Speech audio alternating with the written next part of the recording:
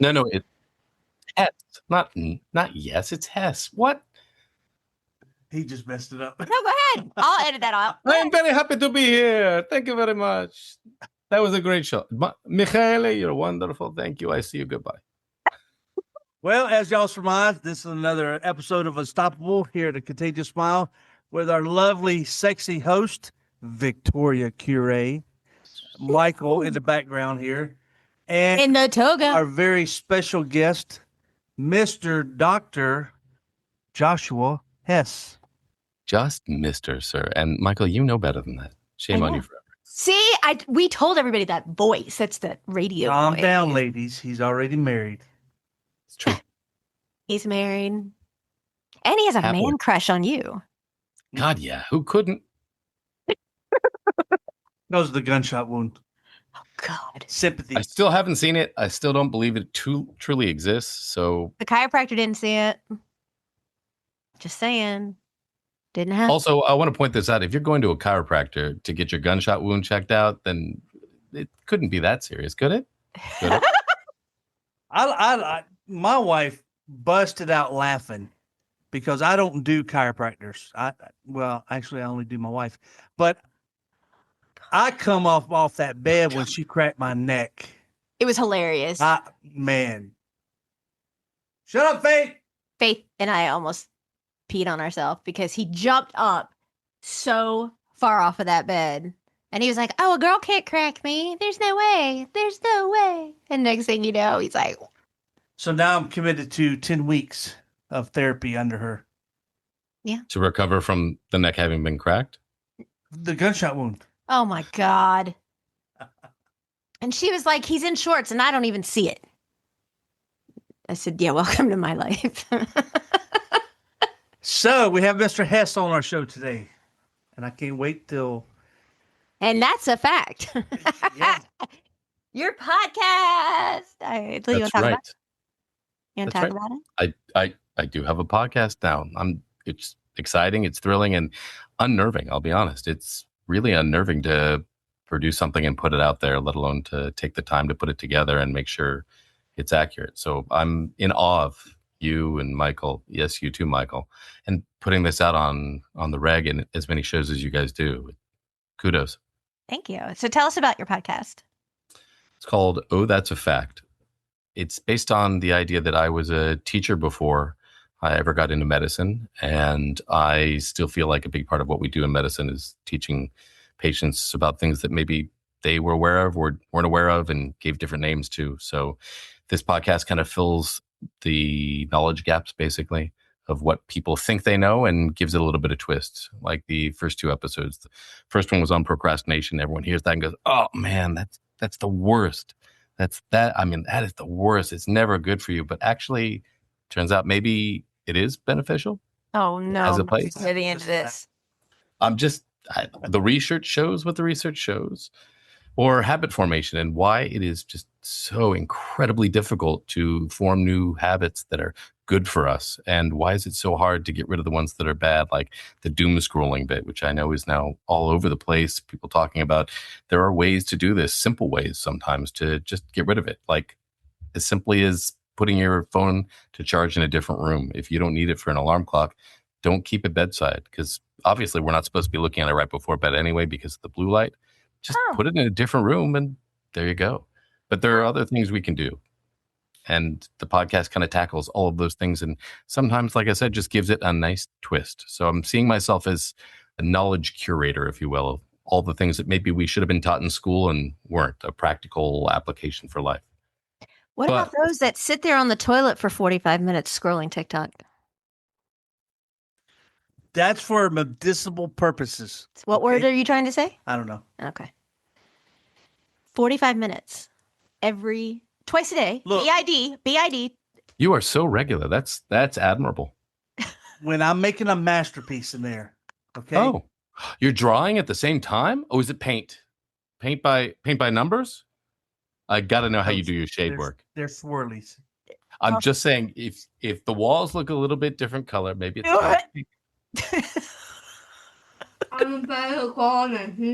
You're such a better drawer. You're such a better drawer. Oh boy. Do we not have on the air sign on? No. Don't worry, Michael. She can edit all of your poop out. But I won't. Oh, God. Thank you, Faith. Goodbye, Faith. Oh boy. So one of the things, besides the fact that he is an amazing person, he is a good friend. I value our friendship. He's spot on. You two have a sexy bromance. I don't know if I should be a little jealous or whatever that I'm left out of this, but I'm jealous of the bromance myself, and I'm part of it. I know, like y'all are just so cute together. I mean, y'all are. We're talking about his podcast. Well, that's You're a off in fact. left field. Because We moved on to you, buddy. that's a fact. That's also his podcast, and it's a fact you'll have a bromance. See what you did there? You see what you did? Yeah, I see it. I did. Combined. Let's give her a hand. Asshole. It's so mean. That's not nice. Truly not nice. Well, I almost couldn't help myself from saying I'm not going to touch that, but then I knew Michael would throw that one right back at you too. So I went silent and didn't say it. It's all in my head. You can't hear it. Yeah. But it's like right after my amputation, we went to the store and I pointed to something and he's like, "Oh, is it half off?" And I was like, "Oh, guess who's not getting any more handouts?" Ah. Yeah. Right? No more for you. So Josh, your show, it doesn't tell us what to do, but it informs us, hey, these are things you might have been doing, or this is new ideas. Because sometimes it's given a twist on things that you already knew. Mhm. Again, like the procrastination bit. I'm going to talk about power napping, which I think is probably going to be way up your alley, not just because of the sleep I love aspect. it when you're up my alley. But the military has been doing a He lot didn't of hear research you. on that. Oh yeah, I heard him. I'm Okay. just going to walk right over it. Just keep steamrolling through because there's no way to get around that. Not with a 16 size shoe. Shut up. Wow. He put socks on too? You're talking about yeah. On his own. No. No, not at all. So let's talk about that power nap. Oh, God. Josh, I would love. Mm-hmm. Shut up, Faith. I would love to be able to take a power nap 30 minutes. But your 30 minutes is 4 hours. Right. And be fully energized, ready to go for the rest of the day. Right. But you power nap after being up for only an hour. I have absolutely zero energy. And then there's times that I'll get on a roll, as I call it. And man, I'm down there in a workshop or I'm cleaning or doing something. And I say, babe, I'm on a roll. Just let me go. And I'll go right through dinner and then have to, oh shit, it's 7:00 at night. I better start cooking dinner. So that sounds more like you've got an addictive personality, because that's what my mom warned me about when she realized that I get hyper focused on things sometimes. And I get a huge startle reflex when I'm suddenly jolted from that, or when someone walks into my space. There's definitely something going on where I just am so focused on what's happening that I'm suddenly like upset about, like, why am I suddenly being brought out of what I'm focused on? I feel like I'm in the zone doing what I'm supposed to be doing, and all of a sudden, boom, something is really interfering with that. So yeah, a power nap is not supposed to be for that. Definitely not. But also, if you want to get back to the napping point, do you need to nap? If you're really expending a lot of energy during the day, well, yeah, a power nap can be great. But if you're not sleeping well at night, or if you're not sleeping straight through, or if there are other issues at play, different medical issues, then yeah, you may not benefit from a nap like someone else would. He sleeps through the night. I want to call Guinness because I've never in my life met anyone who falls asleep as fast as he does. He'll be in the middle of a conversation, and he'll be in a sentence, and then like that fast. Literally within seconds, every single night. I'm very jealous because he can fall asleep so quickly, and then he'll wake up and tell me what he was dreaming, and he just sleeps, and he has no problem falling asleep. He'll fall asleep in a restaurant before he orders. Really? Yeah. He'll have the menu in his hand and he'll fall asleep. Do you feel tired all the time? Yes. No, I mean, not every second, every hour, but. Well, without trying to diagnose you, I definitely would go get checked out and make sure that everything's a-okay, because there are several different things that could cause you to have sudden narcolepsy like that, where you just are suddenly out. And even if you're sleeping through the night, you may be waking several different times a minute, an hour even, to try to breathe or get oxygen. And if you're not doing that, then there are different things they can do that might be helpful. Not all of them necessarily meaning surgery or medications either. So there are different ways you can change the environment or the layout of how you're sleeping that might be beneficial.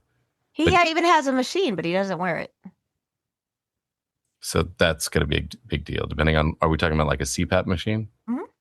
Yeah. So if you have sleep apnea, which is one of the most profound things that can change how your energy level is during the day, be really careful, especially if you're choosing not to use it.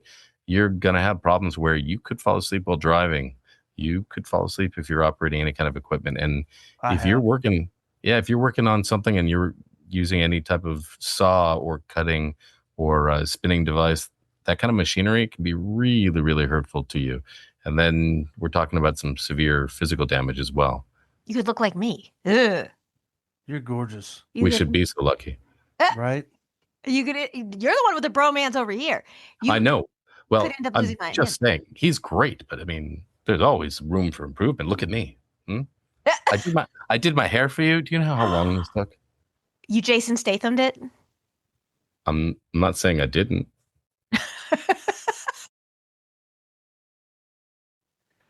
But no, go get that checked, Michael. I know you like to jest about it, but if there's something going on and maybe it doesn't fit well, have the CPAP fitting reassessed. There are people who do just that, and there are different types of masks now. There are ones that go kind of underneath the nose called nasal pillows, and there's different styles of that. There's ones that have full head straps. There's one that go over the nose and mouth, has a full like mask, almost like a respirator or a partial filter. There's ones that go over just the mouth to try to make you to just breathe through your nose. Again, you've got different options now. Yeah, I put it away several weeks. No, sir. It's been a year and you don't even clean it. Yeah, I put it away. And it's on the floor. It's not on the floor. That's the mister that we had in the bedroom. The humidifier I got you because you were snoring. Like, we could hear him downstairs. He snores so loud. That's one of the symptoms of sleep apnea. So that's not terribly surprising. Yeah. Yeah, I wake up with dry mouth, and, I do wake up a lot to, swig a sip of water. Get that dryness out. They have different, I think it's Resmen now, has different, I don't know what the capsule is called, but there are containers of, I think, distilled water that you can put in. And that'll help to kind of add moisture to the air when you're using your CPAP. So it's a lot more comfortable. Is that a fact? It is an absolute fact. Oh, that's Let's get back to his show. I'm more concerned about you. My show will do what it does. I'm more concerned about you. This is great. It's not great. It is great. Let's Josh. Since we're talking about you, there's something else too. If you're really uncomfortable, I can totally change the topic for you, but you're not going to like it as much, Victoria. I heard you guys talking on a prior show where you were talking back and forth. Yep, about the gunshot wound, and I still haven't seen the splinter or ricochet or the. I don't know if like you walked by a sharp corner and maybe it gave you a little bit of an abrasion, a boo-boo, but you guys talked about pain tolerance, and I just wanted to correct the record. Shit. So I was of the impression before I heard you guys talk about it that women had a much, much higher pain threshold and a much higher pain tolerance. And just about everyone around us pretty much says that's the case. But when I actually took it apart and looked at some of the most recent research, womp, womp, it turns out truly. Why do we have childbirth? I was in labor for 8 days. That is the ongoing focus when most people think about pain management, pain tolerance. And it turns out men have a higher pain tolerance overall, and men have a higher pain threshold. How is that even possible? Because y'all get a little man cold and you're in bed for a week. No, I was laughing when I got shot. You weren't shot. Nothing went in you. The man beside me shot a gun. He was 3 lanes off. And I got hit by the bullet. And they all laughed at you and gave you like a little Hello Kitty Band-Aid that was the size of a pediatric nurse's little thing they prick your finger with. And I told you before, those heads are huge on the Hello Kitty people, and the eyes alone are enough to cover at least a wound the size of a pinky. So maybe it's a bigger bandage. Maybe. So that's a fact. Oh, Lord. Men have a higher threshold. Now, I will also say this. There are definitely some mixed studies out there that say just the opposite, but the majority, the bulk of the most recent research I saw and what I saw on NIH websites was, and take that as it will, it was showing that of all of the studies that were put together in a peer review, it seemed like men had a higher pain threshold and a higher pain tolerance. Okay, I'm going to debate this because number one, I am a counselor for the Amputee Coalition, and all the amputees, first of all, there's never any arms, it's always legs. But why is that? Because everybody can save arms, I guess. But I have never met anyone that wasn't hospitalized for a week to 2 weeks after amputation. I went home the same day of my amputation, and I didn't take the first pain med ever, not one. I have never taken a pain medication, even when they replaced both my jaws and put all this metal in my face or any surgery. I've never taken a single pain medication ever. And I've never been kept in the hospital for any surgery overnight because I always come home. So... Well, we've talked about this, you and I, off the air. And yes. But I'm saying the pain tolerance level, like, seriously, babe, you better chime in here. Oh, you're doing good. No, because you're in the middle of your bromance and your wife. So now you're the other man. Are you shitting me? No, now you're the other man. I'm pretty sure he's the man. The man. Karma's a bitch. Have turned. Karma is a bitch for you. And I'm allowing this. Yeah. Wow. So let me validate my wife's claim. In her case alone, I watched her in severe pain. Oh, that's going to make him feel the fire. The amputation, right? And she would not take any pain meds, right? Because she has other reasons for that. Well, and in fairness, the only thing they wanted to give me at that moment was straight opioids. Like, that's the only thing. They were like, we'll give you Oxy, we'll give you, they were offering me the, like, top tier shelf pain medication. And I said, no, we never even filled it. I didn't want the scripts, nothing. Like, I never even took them. But let's stay on topic, but kind of jump off topic here. Dr. Hess. Still not a doctor, buddy. Just for a second. My wife has been conditioned by a monster. Okay, not over a day or two, not over a few weeks, but months and up to a year. Okay, she was conditioned by this monster, having been beaten. Well, let's put the martial arts in there too, because that conditions you. That's why you spar and all of these things, and that's why you practice your katas and your. But martial arts. It's not fisticuffs. You do spar. Right. But when you have bone hitting your face, when you have fists, you have boots kicking you upside your ribs, in your face, that's different pain threshold. Okay? Entirely. I agree. If you can see her face right now. He can't see my face right now. You were conditioned to take a lot more pain than Josh and I could. While pregnant. With you had your arm hacked off, him and I couldn't take it. We would have been knocked out. You were still awake. For part of it, yes. True. Until you blacked out. Yes. That's a mercy. Right? Ooh. There's no way I could do that. No, Nor I. So kudos to my redheaded, gorgeous, sexy. One-armed, one eardrum. Y'all give her a hand. Oh. She deserves it. Truth. She's a warrior, survivor. She's more of a man than I am. That's because I hold your balls. She is the whoa man. I love it. Yeah, I'm the whoa man. So now that you've talked about this, let's take this reflection off of me. Thank you.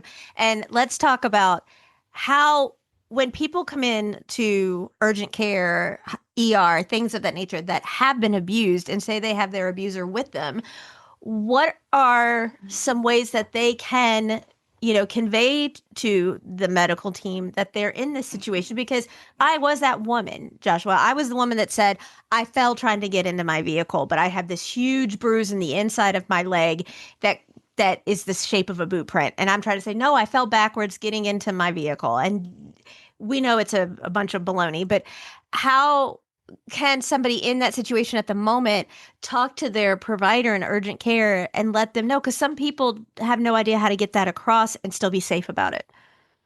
So this is always a challenging thing. And I'm not currently working in an area where this comes up a great deal of the time, but there's still things that do. And one of the things that you can always do is you can ask for a private consultation. So when you do that, most clinics kind of have protocols where you can ask the medical assistant who brings you in and does your vital signs. They usually bring you in by yourself, but sometimes they'll let you be triaged or sorted out by nursing staff or medical assistant with the potential spouse or partner nearby. And so when that happens, you can ask for a private consultation, and they almost always have protocols in the ER. When you ask for that, they will give you a one-on-one area where it's away from everyone else and where it's just you and the provider. And when you do that, you can speak to them alone. One of the other things you can do is, if you're talking to someone who's providing your ongoing medical history, even if your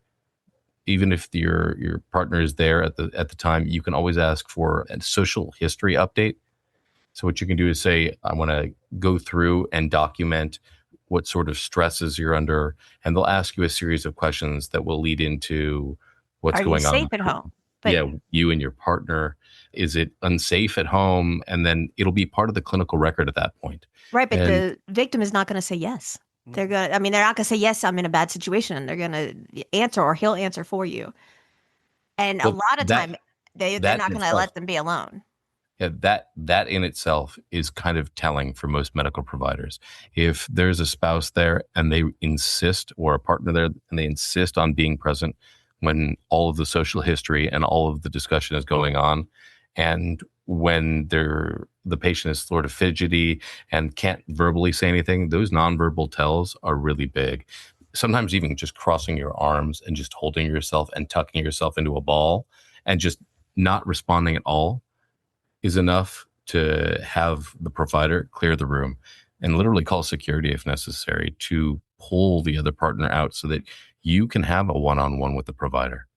And that might be all that you need to do. If you just look at the provider and then you refuse to answer questions, especially if someone else is answering for you, sometimes that can be all they need as a cue.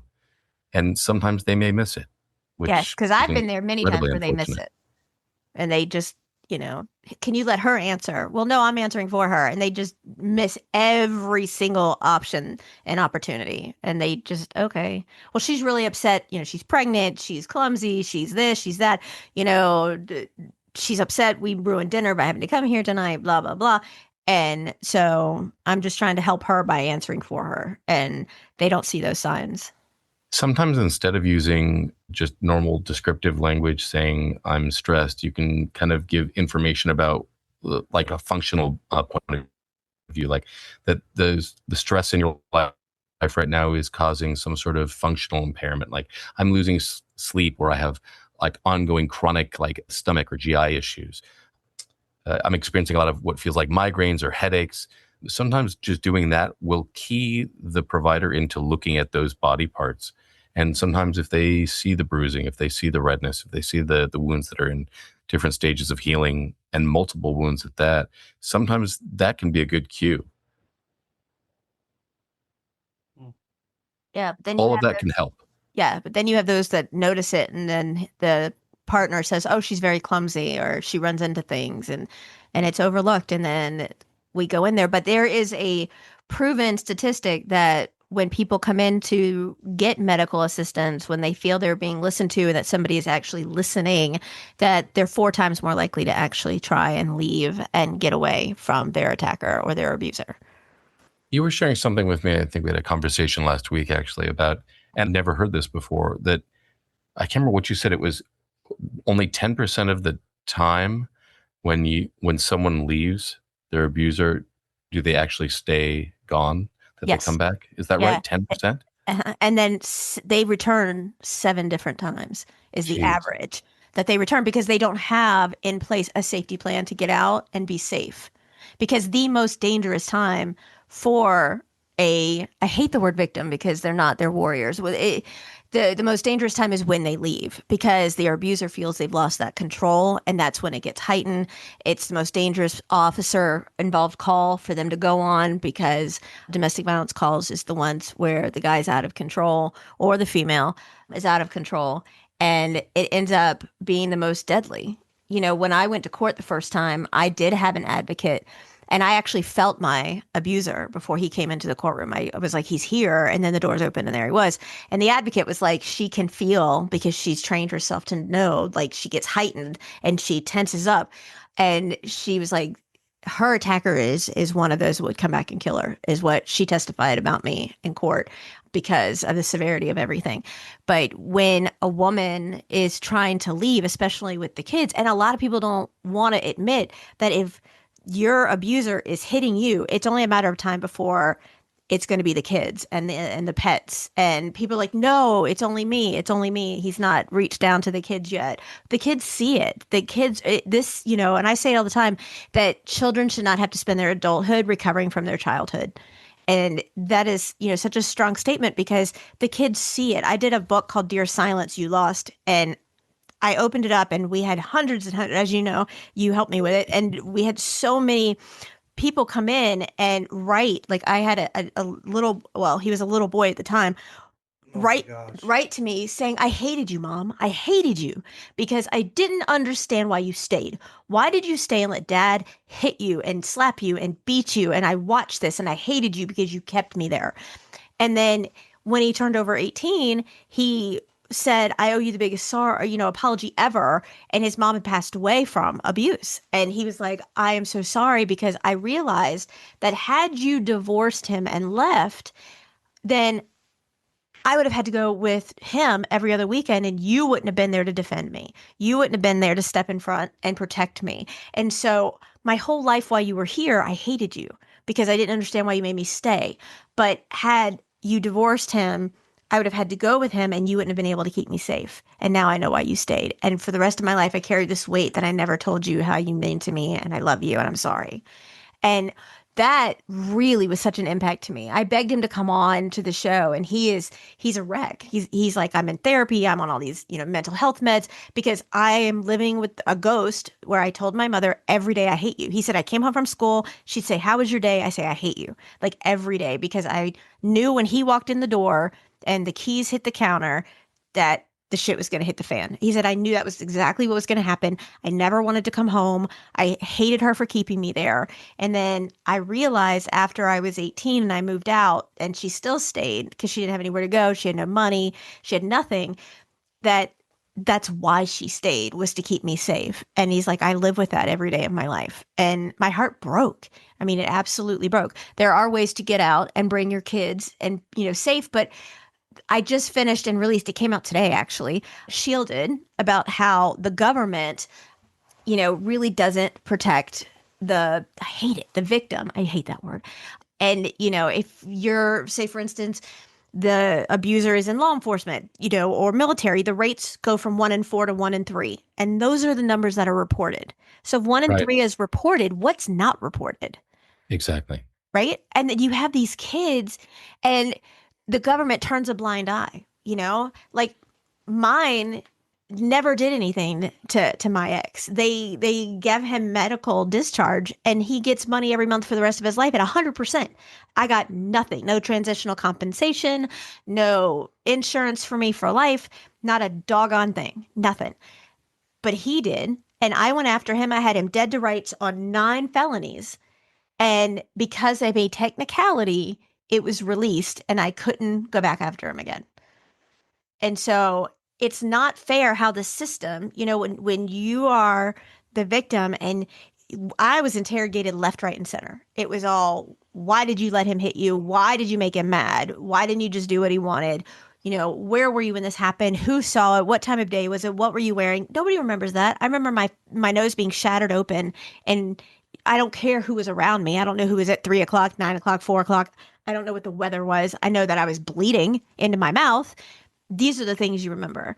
But they don't do that to the attacker. They don't do that to the abuser. It's supposed to be where, isn't it where they need to go after him? They don't interrogate him. They don't put him on the stand and make him a victim all over again. They don't re-victimize him. They re-victimize me. They re-victimize the other people. And that is not how this should be anymore. And the government does so many things, not all, but for the most part, you see it so many times. I watched the movie we were talking about, the Miranda Law, where, it was a cover up. And this is so often a cover up. The good old boys take care of each other. We're huge advocates for law enforcement and military. Absolutely. But every orchard has its bad apples. And I say that all the time. But even in my case, I had law enforcement and military, and they covered it up.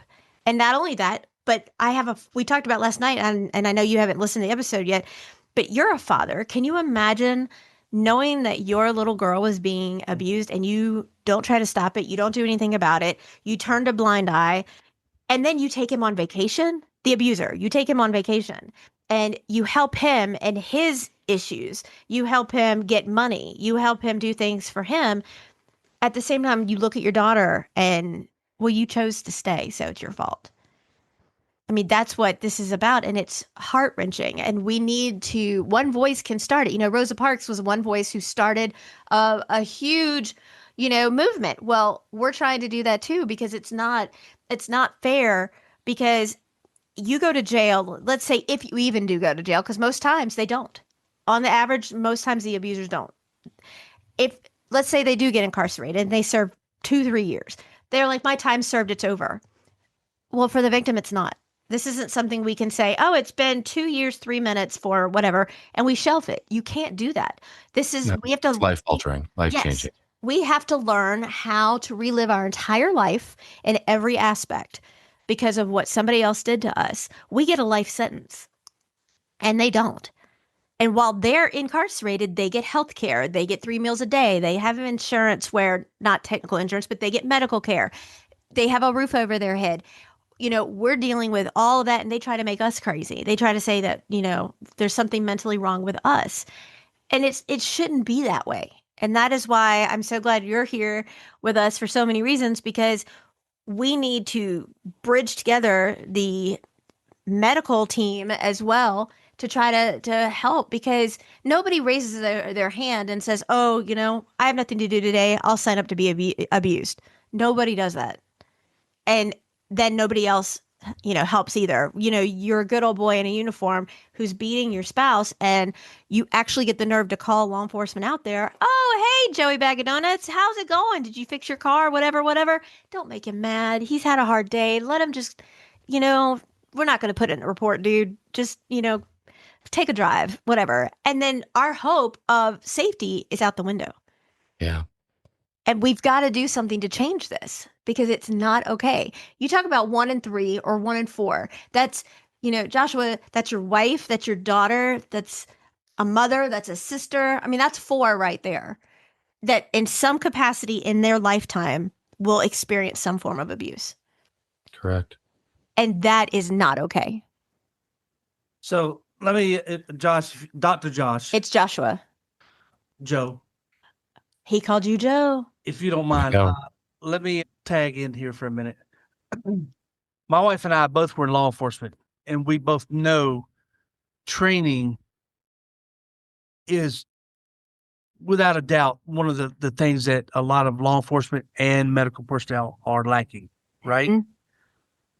When it comes to special needs individuals, law enforcement is severely lacking in that. Like autistic kids, number one. Because they will judge an autistic person as a drunk and treat them with hostility, and or they're in a severe mental breakdown, right? And some of those kids, some of those individuals, you can't touch, or they just can't process it, they can't handle it, and that's not their fault. So, I know in your field, medical field, that y'all have extensive training, but do you train for the victims, the survivors? Do you train to Not nearly enough. I mean, the simple answer is not nearly enough. And this is an ongoing epidemic. And I think it's actually even worse than what you're kind of painting the picture, and that we do a lot of focusing on just the women. And I know, Michael, you also have suffered significant abuse, and men are even less likely to report it because there's a massive stigma about a Absolutely. man being verbally or physically, oh, she used some bad words and made you feel bad. You're a man, take Oh, it. exactly. Right. But that's So not okay at all. not even remotely. I know One of the, there's a go ahead. universal sign for like I'm being kidnapped or The I'm in 4. prison, right? Or you could call 911 and tell them you're ordering a thumb pizza. inside of a closed fist. Like Right. it's like this, yeah.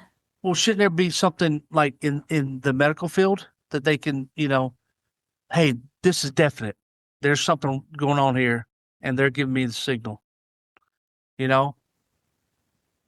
I think there definitely should be the equivalent of a PSA and general learning that includes something like that. We're worried about diet and what we're putting into our body. What about what's happening outside of our body as well? 100%. Yeah. And like I've had so many people say, you actually counsel men. I absolutely do.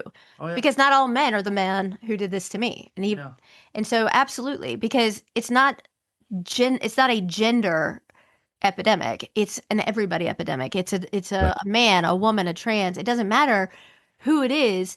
If they've been abused, I absolutely will help them. And we talk about it all the time, and I make sure to try to say if your partner, if he's hurting you or she's hurting you, the thing is that, yeah, my husband's been very forthcoming about it. And it wasn't just one of the wives that did it. He got it from his family too. It's a narcissistic buildup from before.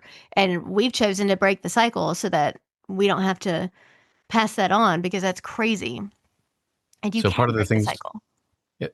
absolutely, and it is a challenge beyond all challenges to do so. So it really takes ongoing effort. It's not a one day wonder. It's not therapy for a year and then you're free. So this is going to be an ongoing thing. And to that end, there are different things you can do in the house to kind of an ergonomic of a safe home, so to speak, to give yourself a little bit more physical re-regulation, like the way that you lay out certain areas, what's called a back to the wall. And I'm sure Michael recognizes something like that from law enforcement, in that you want positioning of different furniture where you can see the entrance and the exit points, where your back is always to a place where you've got a good place and a good escape route that's always available. My wife and I, we go back and forth now about who's going to sit with their back in the booth looking out at the room versus back to the room. And I cannot stand having my back to the room. I always feel like I need to know who's coming in, who's coming out. I don't know if it's just a gentle startle response, but doing that will definitely reduce that startle response by kind of having that layout.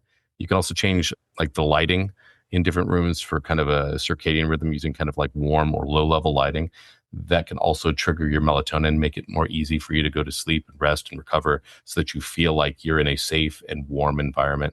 That kind of hypervigilance that we generally tend to have when things go awry, that happens at night. So we want to decrease that as much as possible. And that's definitely one of the things that can and should be done. The other things you can do are like white noise buffers, things that kind of mellow out the sound of a room. Even if it's sound, you can't soundproof everything like I like to do with voiceover. You just can't do it in most places. But putting things around you to kind of trigger sounds and allow your brain to kind of stop scanning for different threats is really, really key. Because if your vision is taken care of, but your sounds aren't, that can definitely set you off. And then, of course, the safe exit. You want to have a clear path where even if you're in a still traumatic environment, you have a good subconscious possible route to kind of get yourself out where you're not feeling claustrophobic and not feeling locked in. That always will kind of represent a feeling of being trapped. So having that exit route is huge. Absolutely. I even tell people to start backing their vehicle in, because if you have to get out quickly, that's a huge thing Absolutely. to do that, because it's easier just to pull straight out. And I actually had a burner phone that I kept in the vehicle hidden in an extra charger, because he took my phone and my charger and I wasn't allowed to use it. And we didn't have a home phone, and I would back that in. And then another thing is, whenever I would go to the store, if I went to Walmart, I would it says, do you want cash back? I'd get $20 and then I'd keep it hidden in the vehicle little by little, because if he got a hold of my bank card, he knew exactly where I was and what I was doing. So you could do things like that little by little. And in the book Shielded that came out today, there's like literally, I think there's over 30 different parts where I broke down how to strategically and successfully do a safety plan to get out, and every tiny little thing into how to protect yourself online, how to protect yourself with your kids, how to make sure your kids are safe, making sure you don't take the same route every day, making sure that you clear your browser. And then there's even a huge section prior to leaving on how to get things done little by little so that they don't notice, whether it's he or she doesn't notice and see this coming, because that's what intensifies the abuse is, oh, are you planning on leaving? Are you planning on leaving? Because when I attempted to leave, I only tried to leave once before I did. And I didn't make it out the door because he shot and killed my puppy to show me what he would do if I left. And so then I realized, okay, I'm going to have one chance at this and I'm not going back. And so that's how I started, to do things. And it's very drawn out. There's places in there for people to, really learn the ins and outs of how to get out successfully and stay gone and be safe, which I think is so important. And so many people, and one of the other things that really just angers me, and one of the times I just did a global speaking seminar, I had a mom sitting there with a daughter, and the mom was like, well, she chose to stay. She deserved it. And long story short, I said to her, so you've never experienced abuse. Good for you. I hope that you get to remain the rest of your life abuse free. But let me ask you a question. If God forbid, and Joshua would get this, really quickly. I said, if God forbid you got a brain tumor, are you going to go to a podiatrist? And she was like, God, no, why would I go to a foot doctor? And I was like, so you want to go to someone who knows what they're talking about. You'd want to go to someone that knows what they're doing to help remove the toxin, help remove what's crippling you. And she's like, of course. And I was like, so don't you think you're being a podiatrist to your daughter right now? Because you're definitely not being a neurosurgeon. So instead of, being the cancer, how about you say nothing and just be a safe place for her, or offer her a hand if she reaches out for yours, or offer her some money for food or a hotel, or, give her a place to stay, or, if she wants to share, shut up and listen. Don't give the whole, you deserve it. Why did you make him mad? Because all you're doing is re-abusing her. And that's not what we need at that moment. We've been through enough, and we feel like we don't have anyone in our corner. Yeah.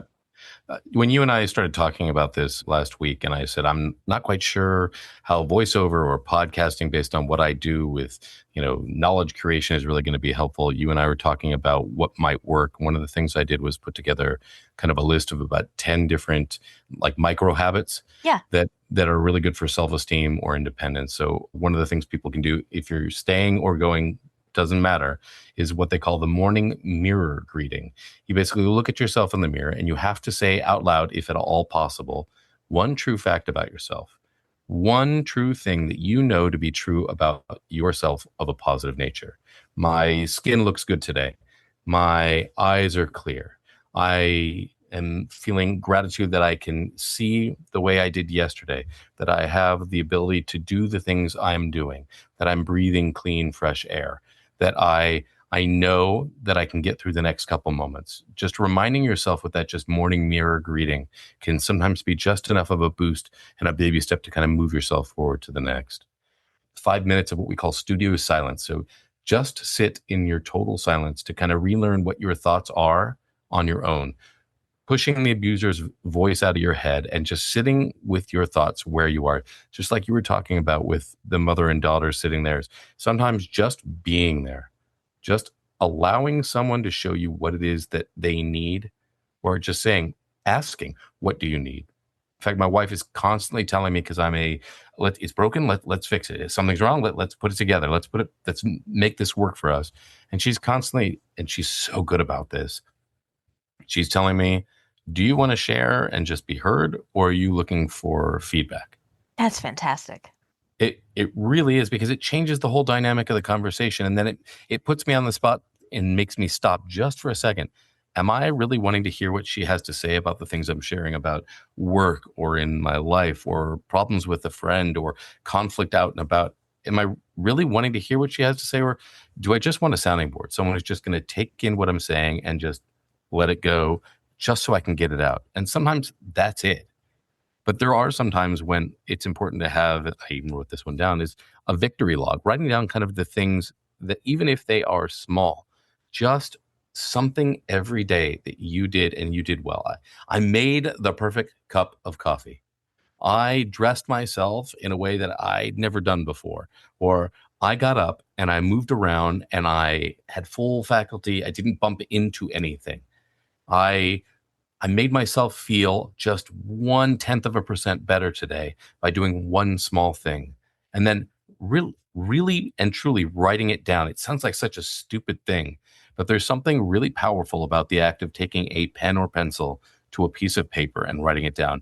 And I don't care if you throw it out afterwards because you're afraid that someone's going to see it, but writing it down etches it. It is a permanent reminder and a time evolved practice that makes you really have to think about what you're writing down as opposed to just dictating it into a phone and using a voice to text. Yes, that's great if that's all you're doing, but there's something really mental and physical about writing it on a piece of paper and letting it sink in. The other thing is a little bit of self-respect, hydration specifically. It sounds stupid, but drink 8 ounces of water first thing in the morning. And I can all but guarantee you, you will feel more energy than if you drink an 8-ounce glass of coffee. It sounds ridiculous. And there were so many years I didn't drink coffee at all. And I'm pretty perpetual about my coffee. But if I drink 8 ounces of water first, the amount of energy I get that carries me forward is so much more than the glass of coffee ever does.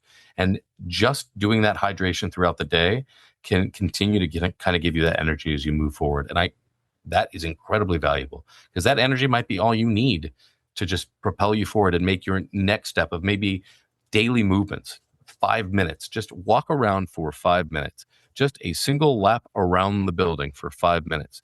Get your muscles moving, get your body started, and your body will follow suit. One of the things I think we talk about in this most recent episode was putting your shoes on. And that's the equivalent. If you put your shoes on, well, you're going to go walk. You're not going to just take them right back off.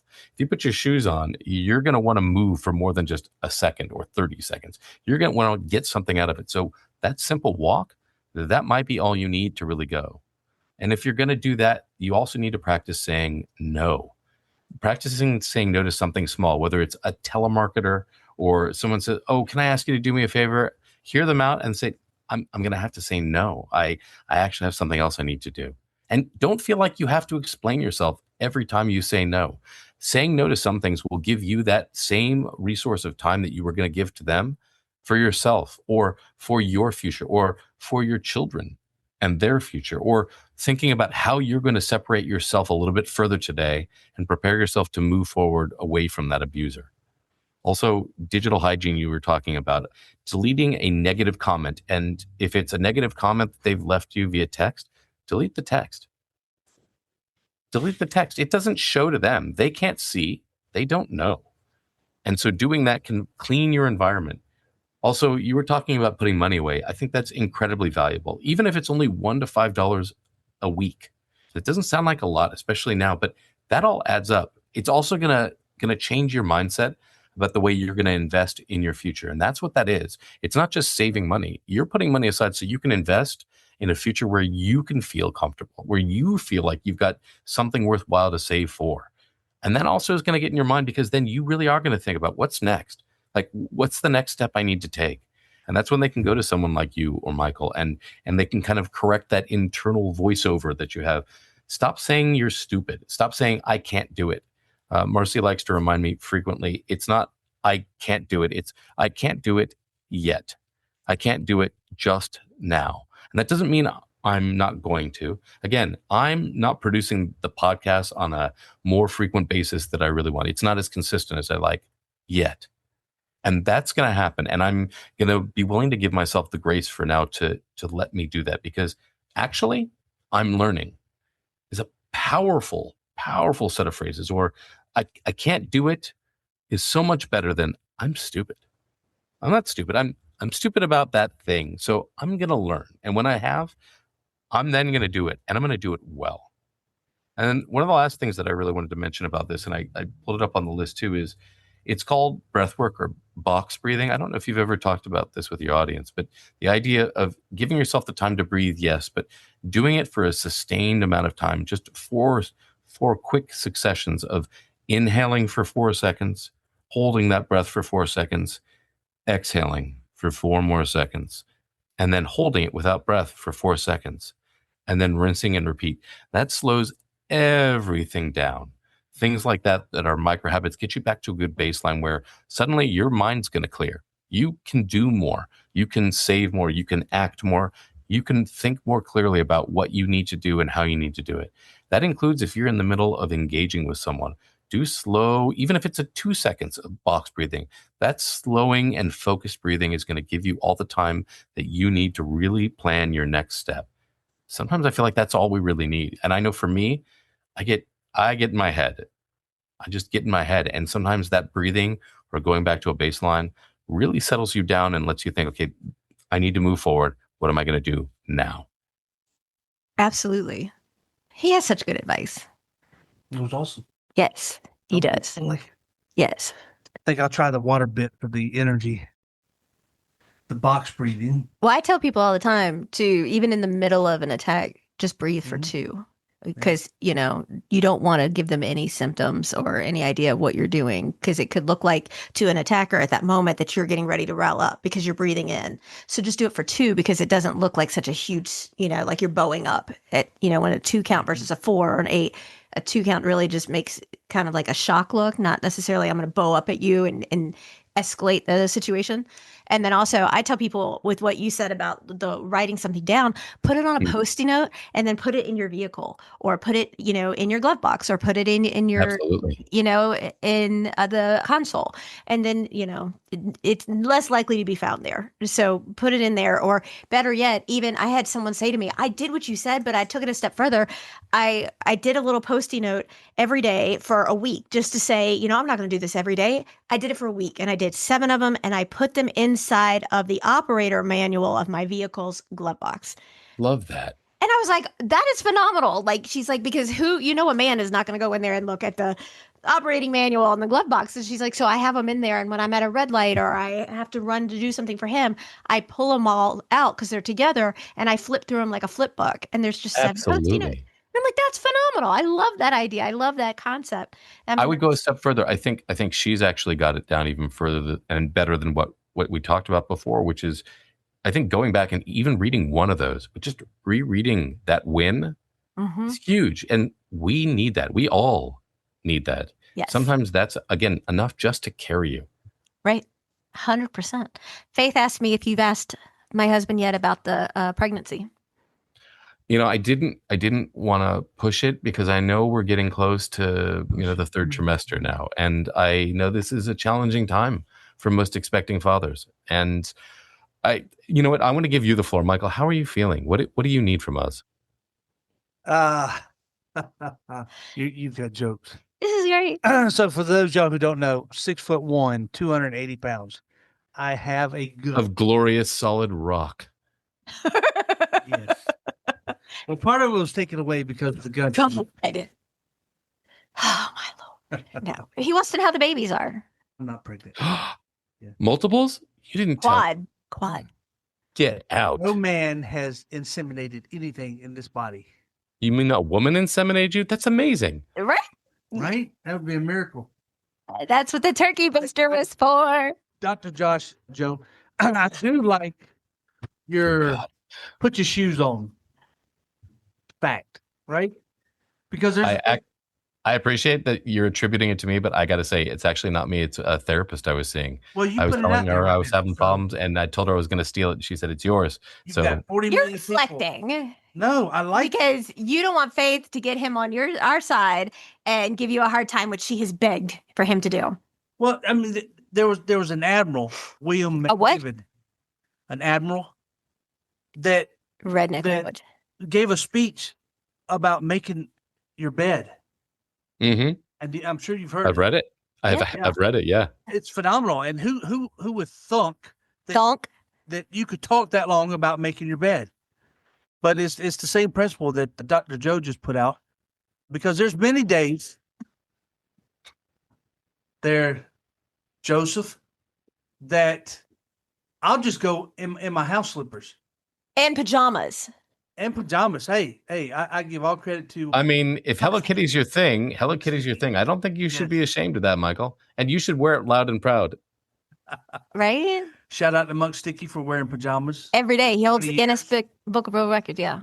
Yeah. Yeah. Yes. But yeah, if I just wear my slippers, I'm not going outside. I'm going to be lazy today, But if I put on my shoes, hey, I'm motivated to do something, So you're absolutely correct, sir. I commend you. Please don't let him affect our good friendship. I feel like he already has. I mean, just the fact that we're always so concerned about his unborn, I mean, that really takes away from it. So I would love to tell you otherwise, Victoria, but I can't. I mean, I'm so hurt because I value my relationship with Joshua, right? Not Joe. One day I took the dog out for a walk around. And he ate a salad. And then the next day he went to Costco and ate a foot-long hot dog. And then a huge thing of chips and salsa cheese dip and burritos and enchiladas for Mexican within an hour after the big hot dog. And you now know why I don't eat meat. And where we're going tonight for dinner? Mexican. But I eat grilled chicken and you eat. Maybe you want to rethink that. Maybe you should go do like a chuscoria, like one of the Brazilian restaurants where they walk around with 12 different types of poultry and different meats. Yeah. And that way you can kind of sample what you like and he can have what he wants. No. Plus, the salad bar, most of those are just, I don't know why. It's like an unkept secret. I don't know why, but they're so good. Is that right? Truth. No, I have to be good. I'm doing very well. I'm on my GLP-1, and I openly discuss that and say I'm doing very well. I never want to eat, though. I'm never hungry. I was going to say, how soon did that start affecting you? I'm curious because I don't have much experience with that. I have been on it. I was very fresh. It's expensive, number one. And then they tell you that it can take anywhere from 6 to 8 weeks to start making a difference to take it. So I was on it for 8 weeks. And at one point, the compound they sent me dropped my blood sugar dangerously low. And so I reached out to them and they said, oh, you're not as big as we thought. So oops. So I was like, nope. So I canceled that and went to a different company. And I started their injections this week. And he's like, oh, they're pink because they put B12 in them. Okay. And so I am on week 9. Is that about right? Week 9 or 10? Of this new one? No, altogether. Yeah. Yeah, I'm on like week 9 or 10. No, 10. And how many weeks in did you start feeling less of an appetite? 2 or 3. Oh, yeah. Oh, wow. Early on, okay. Yeah. But with the first company I work with, I always felt like my throat was closing because it was just that was the one side effect I had. This one's not so bad. I don't feel so blech on shot day. Blech on sound effects. That's the technical term. That's the technical term, right? And then they say that once you hit past week 8, you start dropping rather quickly. They don't give you an exact weight amount every week you lose.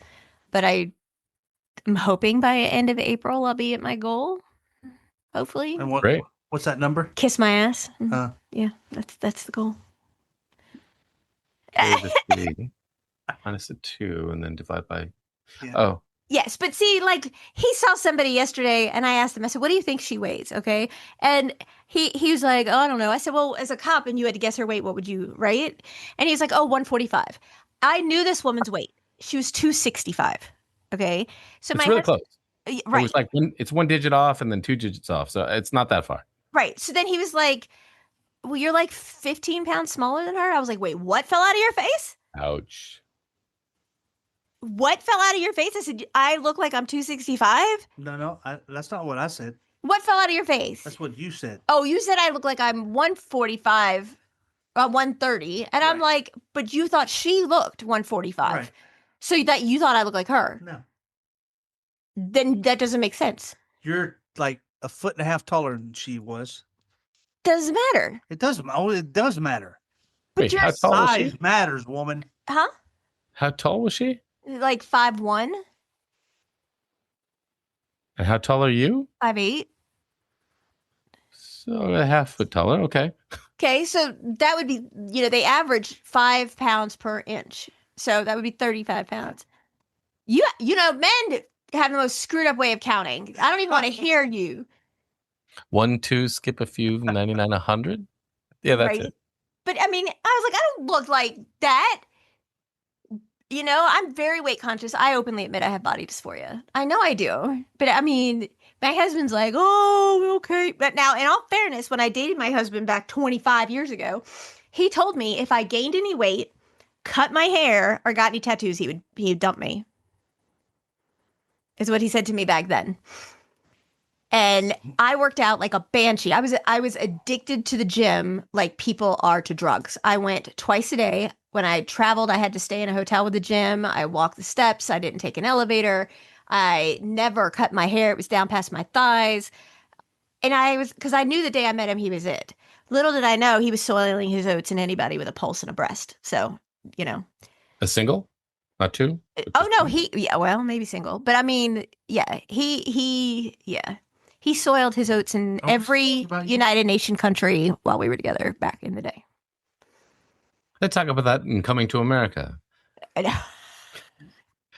Go ahead. Soil your royal oats. There you go. See? He was a whore. You were a whore. We were talking about your weight. And then we didn't go out to left field because you told me when we dated back then I wasn't allowed to gain any. That was a real prick thing to say. And I didn't gain an ounce. Like, I was obsessed with my weight back then. Well, that's not great either. I know, but I wanted to make him happy and keep him happy. And little did I know everybody else was keeping him happy too. Strength in numbers? Question mark. Are you kidding me?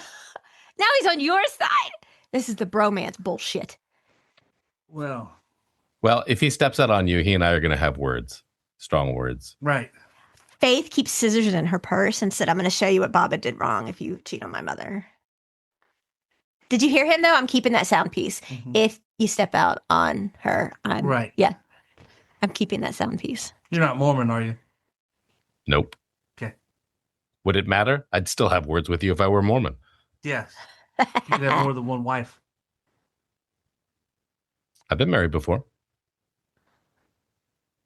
He means at one time. At the same time. Oh, no, I've never been married to multiple people. One at a time is plenty, thanks. More than one woman at a time? So for those y'all curious about Victoria Cure. Oh, come on. Doctor, you do that. Victoria Cure. That's right. You know what? I have your 6. How about you have mine? 3 doctorates. Shut up. It's impressive. Take it. 3 doctorates. Okay, so we were just on the cover of Podcast Magazine. 1 minute. I don't want you to talk about me. I don't like it. Y'all. Hush, child. Type in victoriacure.com and check out her books. Most of her books are there. There are some not there that are on Amazon. Now you may proceed. How many have you read? You may proceed. How many have you read? You may proceed. He hasn't read them. You're right too damn many, too damn fast, woman. How many books have you written? One-handed. One-handed?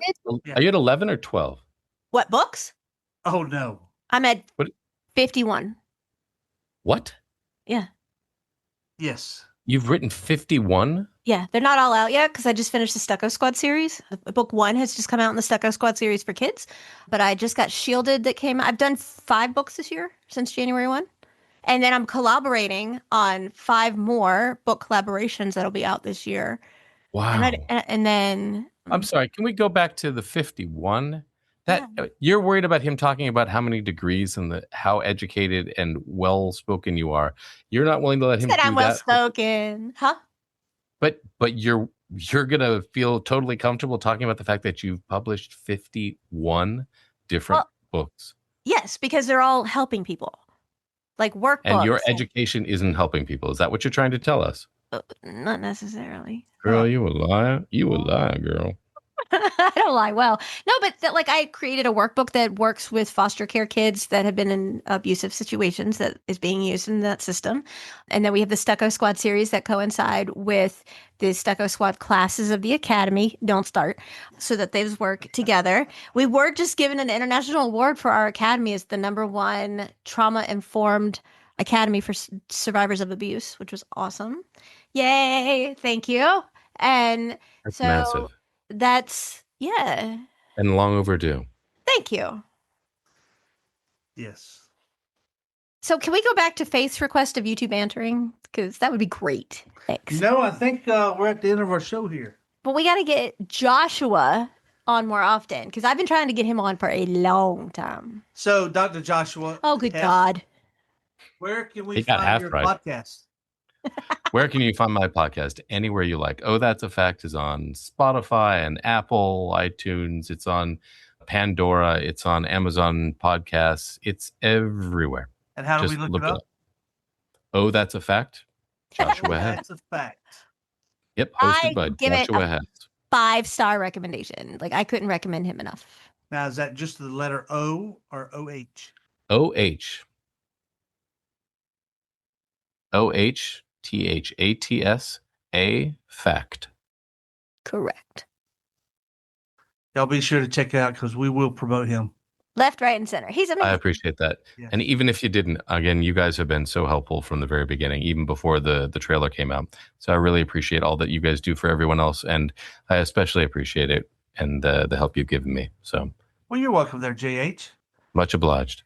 Do you have a donation or buy a cup of coffee or something like that on your page? Nope, I haven't figured out how to put that on my page, but I will I'll do teach so. you. I'll show you how to do it. It doesn't take Please any do. time at all. So then, as soon as that happens, I will. Yeah, absolutely. It's so simple. And you just put it out there and then put the link on. And yeah, we had someone buy us coffee yesterday. That was nice. That helped That's give. awesome. We have now given out 510? 511 scholarships. I love that. Yeah. Yeah. I love that. Scholarships of the academy that Of the she academy. created Oh, here we go again. and has written over 140. Seriously, these are amazing. What you've done is nothing short than outrageous. Thank you. Right. No, on the academy. Courses did you write? Right. Okay, hold on. Right now, well, you got diarrhea of the mouth. Right now, on the academy is like 140 for many different platforms. They're for survivors, they're for special needs, they're for the Stucco Squad, they're for vets, they're for caregivers. Amputees? Amputee is on there too. But I have Suffering Michael's gunshot wounds right. to the I need to leg. do one for We that. could do that one. That's a great idea. Yes. The scratch that never showed. This will be the name of it. It's right there. Look at it. Look at it. I need a Oh, would you look magnifying at glass. Just look at that. Where? I'm waiting for my pictures. Keep waiting. So I have that many out, but I probably have another 100 plus that I haven't uploaded onto the academy yet that I've written. And these are individual courses? Uh-huh. Mhm. Yeah. Can I'm you a tell nerd. everybody, can you tell the listener what exactly it is that each of, or what the general's arc of those are going to cover? They're for survivors of abuse from every stage of when it first happens to this really didn't happen. I know I'm just kind of imagining he didn't just hit me to all the way to securing yourself financially, to your children, how to help your children in the situation. All of the courses are mostly free. Some of them are $5. If people can't afford them, all they have to do is send me a message and I give them a scholarship. No questions asked. All the courses are valued well over $100 a piece. But the problem is that people who are going through special needs situations or have special needs family members or are going through abuse don't have that money. And if you come to me and say, I have $50 in the bank, I got to feed my kids and put gas in my car and get out, you don't have to say anymore. I'm going to give you all of these courses without you asking a thing because this should not hinder on your financial status. This is about helping. And that's why I do it. And so many people are like, but they're so cheap, so they must not be any good. That's not true at all. It's the fact that I'm trying to make them where everybody can get to them. And it's a resource for everyone. So, and then we have a whole section for vets, and those are all free as a thank you for service. And then we have for caregivers and amputees. And then we have our other section where it talks about building a podcast and creating your social media footprint and how to do all of those. And those are up there too. Well, then I'll add my 2 cents since I also do voiceover work. And that is, if there's anyone out there who needs a podcast introduction or an outro, I was just going to if say there's that. any promos that you need for books, I'm happy to help support in any way I can. I'm sure we can find a way to make it work for you guys financially. And again, to you and your courses here, if you need me and when. Happy. I adore Have him. it. And let me tell you, this is seriously, I'll make sure all of the contact, make sure you give me the contact you want me to put in the show notes because I'll put it out there for people to reach you. I'm not going to give them your number or your email. Just give me what you want them to get. So Sure. that this man has done promos for me when we did other things in the past, and he's amazing. He is, and you get the radio voice, which is even better. And he might just add in a message to Michael and how Michael is like, Any other? How could I not? I Do know. you do any other impressions? Do you do impressions? Ho, ho, Sean ho. Connery. Green giant. Green giant. My wife would love Sean Connery. Ooh, can you shake and not stir me? Hey, whoa, what easy, Greasy. Don't think I can Sean Connery, but I could give you a very close second in Kermit the Frog. Okay. Hi ho, this is Joshua Hess coming in from It's Not Easy Being Green, a podcast where we talk about how to stay on the log. That's right. Michael, if you wouldn't mind moving on over, say, onto your own lily pad without splinters. Thanks. That's pretty dang good. That's really good. I haven't heard Kermit in years. I'm not gonna. What? No. Who else do you do? Who else can I do? This is Casey Kasem from America's Top 40. I haven't heard him That's forever. Going way back. Yeah, I was going to give you a deep pull there, Michael. Who else? Oh, Michael need a friend? And would love to be friends with you, Michael. You're the best. Elmo? Elmo? What? Yeah. Are you my friend too? That's amazing. I bet his daughter had so much fun with him when she was growing up. Right? So with her, she got really ticked off in the beginning because she was like, "Dad, just use your voice. Use your voice. Don't speak like you're Russian. Don't speak like you're German. I don't even know where you're from. Just speak to me. Just talk to me like you normally do." So I Can you just talk dropped like you're Russian? По-русски, yeah. Oh, see, he kind of. Немного, yeah. Mikhail, Can you talk like you're you Michael? can get in here anytime you want. Oh, he does. Yeah. Can you talk like you're Michael? To do it, I would either have to spend a lot of time listening to his voice or see his lips preferably move to see how he's making the sounds and how he phrases. Otherwise, it's going to be very, very quiet. Thanks, y'all. Yeah. I love it. I've told you before in private, Michael, and I'm going to put this out there for the podcast as well. And that is, I think you should be on camera too. I think we deserve to see where all of this is coming from. And you always stay so quiet and let Victoria kind of step in. And I love that you're kind of seconding her and co-signing. But honestly, I think it's a great dynamic, and hearing your voice in there too just makes her shine that much more. Okay, number one, she's got a big mouth. She has all the knowledge. So I let her do most of the talking. Number two, I have been trying to get her to put her face on videos. He's a lot more. stuck at podcasting and he hates doing it because he's not any good at it. That's what he says. And you won't go on videos. You hate podcasting. You Because- said you're no good at it, but everybody loves our dynamic. Well, then go on videos with me. What kind of videos are you putting out on TikTok, you mean? Yeah, just our show on YouTube. We normally do it for audio because I TikTok, want Instagram. the women to feel safe and comfortable that I Sure. don't put their face out there. But Josh has been, the only guest we've had on in months With video. with video. Well, let's face it. Obviously, Michael, you've seen this before, but to those of you who are just listening, I've got a face for radio. No, you don't. He has a radio voice. He's got that masculine, deep voice. What are you looking at him like that for? Is this a bro moment I need to back out of? See, this is what I'm talking about, Michael. I can't even see if you're giving me googly eyes or not. He is giving you googly eyes. Like there's a little saliva coming down the side. 5 o'clock, 7 o'clock shadow. It's just a perfect beard across there. Whereas most of us guys have patches. I shave for you and everything. Wow. It's true. So does my wife. Oh my God. Oh my God. As a listener of our show, do you not think he is critically important? Because he says he sucks and he doesn't think he's any good at it.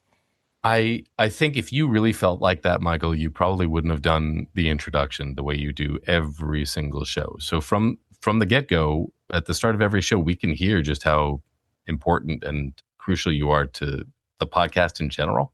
I would say you're kind of defeating the purpose of saying you don't sound good or you don't need to be seen or heard. Just saying. From a listener standpoint. There's some technical difficulty. I didn't hear a word he said. He said, stop being a douche. You're being a boba mata. Oh, what is this, boba masa? You're being a boba mata. Well, that's enough for me. You ready for your nap? No, I've got work to do. So I'll end this. Thank y'all for listening to Contagious Smiles Unstoppable with Victoria. No, thank you, Michael. No, Dr. thank you, Joshua Michael. Hess. At Y'all least make sure to check out Joshua. his podcast. Oh, that's a fact. Oh, as in OH. Oh, That's a fact. highly Oh, recommend that's it. true. Oh, that is true. Oh, that is true. That's a fact. Y'all be sure to follow and subscribe if he has any of that up in the. We're going to get him a buy me a coffee. We're going to get that done today. Yeah, support him. Absolutely. We do the same thing for other entrepreneurs wanting to podcast or be podcasters. My wife has courses. She can teach you how to get your numbers up, and we'll support you any way we can. And they do. And they do. Oh, Don't stab us in the back. oh, good grief. You know who that's at. Hmm. Really? Yeah, the person who shot Michael in the leg, obviously, he needs to be taken Oh, his out name was onto the range and Donnell. into a target. Yeah. I should have given him a card to listen to the show. Really? Donnell, I thanked him. I shook his hand. I said, thank you for shooting me. He said, I never shot anybody before. The good news is it sounds like he still hasn't, question mark. Oh, no, it has. I want Touche. pictures. So It's put it starting to up. scab. Link the pictures in the show notes, please, so that My we can gut, all that's see bad. exactly what's going on. It's Myself not included, even by the the way. size of like a millimeter. When you say my gunshot wound is starting to scab, that's kind of cheesy. It's not even going to scab. And then he's worried about lead poisoning. I could On our next episode of Lead Poisoning is really the truth. Come on, Michael. Come on. Thank you, Dr. Joe. Here we go. There he is.